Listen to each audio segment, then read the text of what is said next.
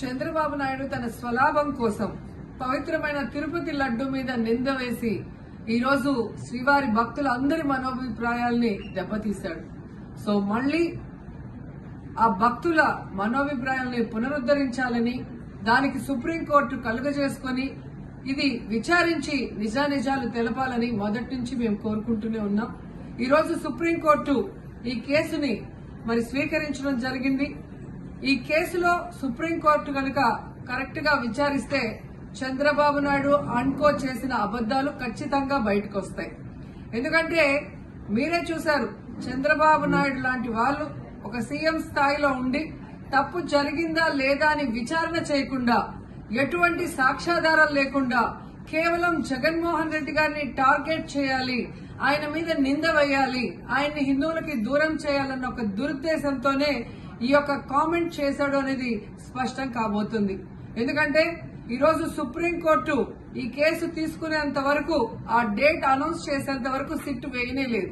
అంటే ఉన్నత స్థాయి విచారణ ఎక్కొట్టాలి, ఉన్నత స్థాయి విచారణ జరిగితే తాను చెప్పిన అబద్దం బయటపడుతుందన్న భయంతో సిట్ ని హడావిడిగా ఏర్పాటు చేయడం మనందరం కూడా గమనించాలి.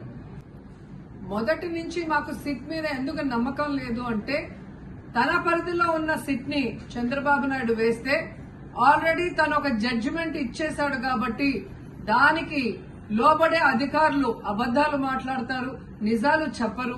ఎందుకంటే ఈరోజు సిట్ లో వేసిన అధికారి అడిషనల్ డీజీ, ఆయన కన్నా పెద్ద ర్యాంక్ లో ఉన్న టీటీడీ ఈఓ, ఐఏఎస్ ఆఫీసరు మొదట మాట్లాడిన స్టేట్మెంట్ కి చంద్రబాబు నాయుడు గారు అబద్దం చెప్పిన స్టేట్మెంట్ తర్వాత మాట్లాడిన దానికి తేడా చూస్తేనే ఈ సిట్ అనేది సిట్ అండ్ స్టాండ్ కి తప్ప దేనికి పనికిరాదనేది అర్థమైంది.